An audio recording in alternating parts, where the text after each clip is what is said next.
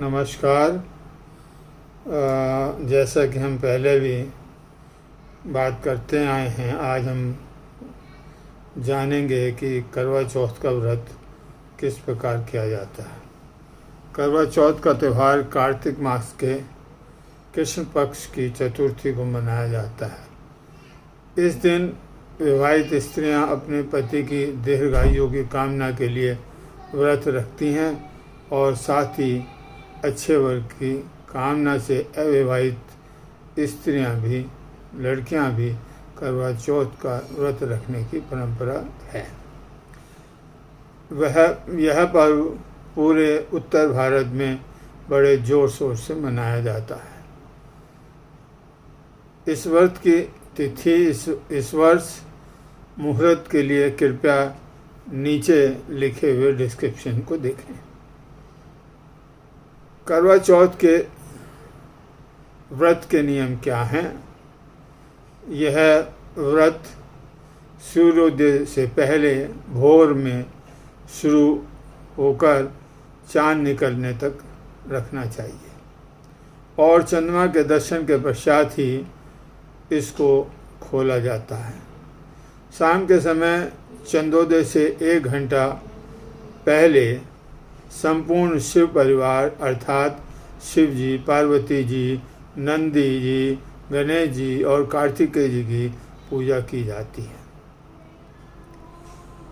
पूजन के समय देव प्रतिमा का मुख पश्चिम की ओर होना चाहिए और स्त्री जो पूजा कर रही है उसका मुंह पूरब की ओर होना चाहिए। पूरब की ओर मुंह करके बैठें। अब करवा चौथ के व्रत की पूजा विधि क्या है, इसके बारे में बात करते हैं। सुबह सूर्योदय से पहले स्नान आदि करके पूजा घर की सफाई करें या जिस स्थान पर आप पूजा करते हैं देव स्थापित हैं।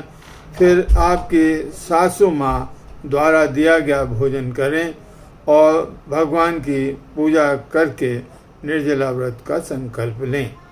यह अधिकतर महिलाएं व्रत को निर्जला करती हैं, यानी कि जल भी ग्रहण नहीं करती हैं पूरे दिन। यह व्रत उनको संध्या में सूरज अस्त होने के बाद चंद्रमा के दर्शन करके ही खोलना चाहिए और बीच में अगर निर्जला हैं तो जल भी नहीं पीना चाहिए। संध्या के समय एक मिट्टी की वेदी बनाकर सभी देवताओं की उस पर स्थापना करें। इसमें 10, 11, 12 या 13 मिट्टी के करवे आते हैं। खास मिट्टी के बने हुए बाजार में मिल जाते हैं, उनको रखें। पूजन सामग्री में धूप, दीप, चंदन, रोली, सिंदूर आदि थाली में रखें और चंदन, रोली थोड़ा थोड़ा करवे जो जल से भरे हैं उनमें डाल दें।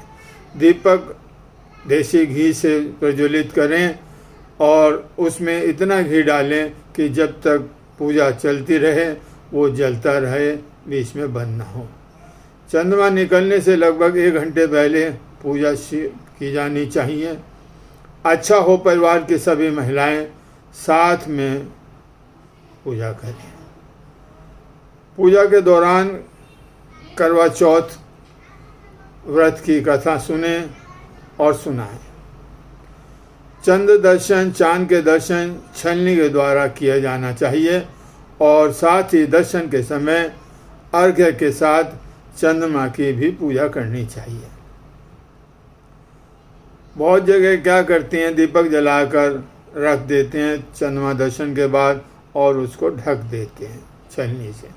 चंद्र दर्शन के बाद बहू अपनी सास को थाली में सजाकर मिष्ठान, फल, मेवे, धन आदि देकर उनका आशीर्वाद प्राप्त करती है और सास उनको अखंड सौभाग्यवती होने का आशीर्वाद देती है। करवा चौथ में सरगी का मतलब है सूर्योदय से स्नान से पहले कुछ भोजन कर लेना। पंजाब में करवा चौथ का त्यौहार सरगी के साथ ही आरंभ हो जाता है। यह करवा चौथ के दिन सूर्योदय से पहले किया जाने वाला भोजन है। जो महिलाएं इस व्रत को रखती हैं उनकी सासू माँ उनके लिए विशेष भोजन सर्गी बनाती हैं ताकि पूरे दिन वो निर्जल रह सकें, उनको भूख न लगे, व्रत अच्छे प्रकार से हो। शाम को सभी महिलाएं श्रृंगार करके अच्छे अच्छे वस्त्र पहनकर एकत्रित होती हैं और फेरी की रस्म करती हैं। इस रस्म में महिलाएं एक गोल घेरा बनाकर बैठ जाती हैं, पूजा की थाली एक दूसरे को देकर पूरे घेरे में घुमाती हैं। इस रस्म के दौरान एक महिला में बुजुर्ग महिला करवा चौथ की कहानी सुनाती है। भारत के अन्य प्रदेश जैसे उत्तर प्रदेश, राजस्थान में गौ माता की पूजा की जाती है और गौ माता की पूजा के लिए प्रतिमा गाय के गोबर से बनाई जाती है, उसको सुसज्जित की जाती है अच्छे से। इस व्रत की अब कथा क्या है वो सुनते हैं। करवा चौथ व्रत कथा के अनुसार एक साहूकार के 7 बेटे थे और करवा नाम की एक बेटी थी। एक बार करवा चौथ के दिन उनके घर में व्रत रखा गया। हर वर्ष रखते थे लेकिन बेटी ने पहली बार रखा।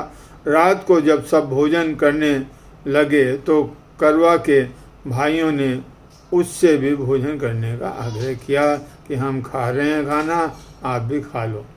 उसने यह कहकर मना कर दिया कि अभी चांद निकला नहीं है और मैं चंद्रमा का दर्शन करके चंद्रमा को अर्घ्य देकर ही भोजन करूंगी। अपनी बहन को सुबह से भूखी प्यासी देखकर भाइयों को अच्छा नहीं लगा, वो दुखी हुए। तभी सबसे छोटा जो भाई था उसने दूर पीपल पर एक दीपक जलाकर रख दिया और अपनी बहन से बोला, अब तुम व्रत तोड़ लो क्योंकि चांद निकल आया है। उसने दीपक को पीपल पे में जो रखा था उसको दिखाया। बहन भाई की चतुराई को नहीं समझ पाई और उसने खाने का निवाला अपने मुंह में डाल लिया। निवाला खाते ही तुरंत सूचना प्राप्त हुई, समाचार मिला कि उनके करवा के पति का देहांत हो गया है और वो इसी प्रकार अपने पति के शव के साथ 1 साल तक बैठी रही। उसके ऊपर धूल मिट्टी जो पड़ती थी, घास उगती थी, उसको हटाती रही।